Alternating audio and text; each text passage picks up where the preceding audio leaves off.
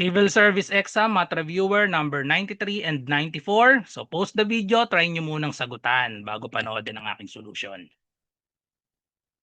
Okay, so number 93, a number is increased by 25% and then decreased by 20%. What is the net percentage change?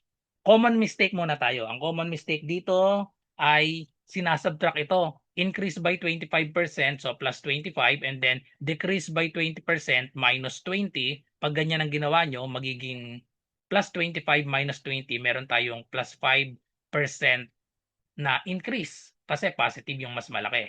So mali po yan. Letter A, mali yan. Hindi po ganyan ang pagsasolve ng ganitong type ng problem. Ang gagawin natin ay iisa-isahin natin. Okay? So isa-isahin natin. Mag-assign tayo ng number. Wala pa kasing number dito. A number. Okay? So pag ganito ang i-assign nating number lagi ay let the number be 100. Bakit 100? Kasi madaling i-compute yung kanyang 25%. So automatic ang 25% ng 100, 25 lang. Kasi 100 yung base natin. Okay? So unahin natin yung increase. A number is increased by 25%. So, ibig sabihin yan, 100 plus 25%. 25% of, ito yung base natin, 100.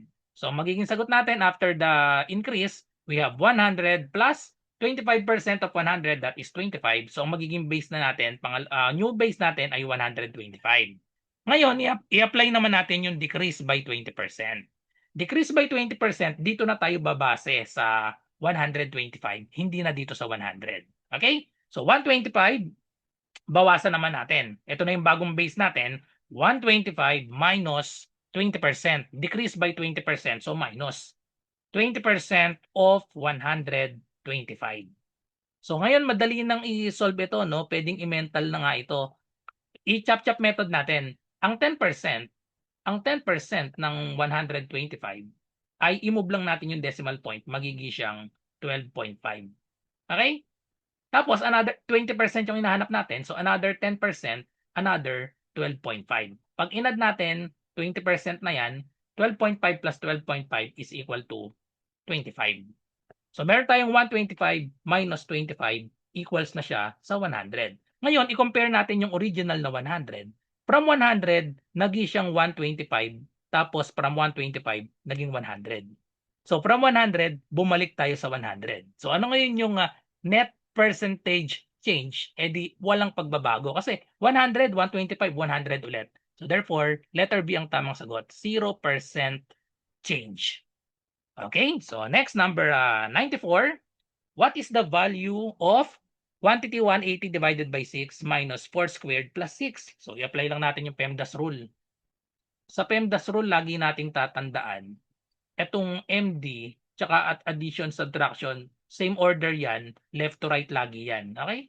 So anyway, parang wala namang magkaparehas na multiplication and division, tapos addition, subtraction. So unahin lang natin yung parenthesis. May parenthesis tayo pero magkabukod, magkahiwalay siya. So pwede nating i-evaluate yung nasa loob ng magkasabay.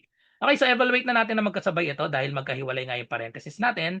18 divided by 6, that is equal to 3. May 0, edi 30. Okay? Huwag nang ilagay yung parenthesis kasi isang number na lang yan. Minus, so ito, sa loob ng parenthesis, gamitin pa rin natin yung PEMDAS rule. So meron tayong exponent, so unahin natin yung 4 squared. Okay? So lagyan natin ng parenthesis kasi meron pa tayong, dalawa pa yung number. 4 squared or 4 times 4, that is 16. Just copy the plus 6. Then, i-evaluate natin itong parenthesis. Kopyahin lang itong 30 and then the minus sign. We have 16 plus 6, that is equal to 22. Then, finally, 30 minus 22, the answer is 8. Letter C. Sa mga naghahanap po ng murang civil service exam review, ito po yung offer ko sa inyo. 99 pesos lang po, all in na po ito. Meron tayong 500 slots na available. Ito po yung mga inclusion niya. 10 days math and logic tutorial via Zoom. Online po ito ha. So ang schedule na itong 10 days, ito po. Ayan, math and logic. 7 to 9 p.m. po lahat ito, MWF po ito. So July 6, integers, PEMDAS, GCF, and LCM. July 8, fractions and decimals. July 10, law of exponents and radicals and unit conversion. July 13, number series and number analogy. July 15, basic algebra. July 17, percentage, ratio, and proportion. July 20, word problems. July 22, data interpretation, July 24, logical reasoning, and July 27, abstract reasoning. So, madadaanan po natin lahat ng mga math and logic.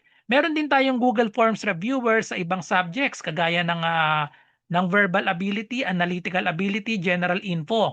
Marami rin tayong mga 150 item na mock test.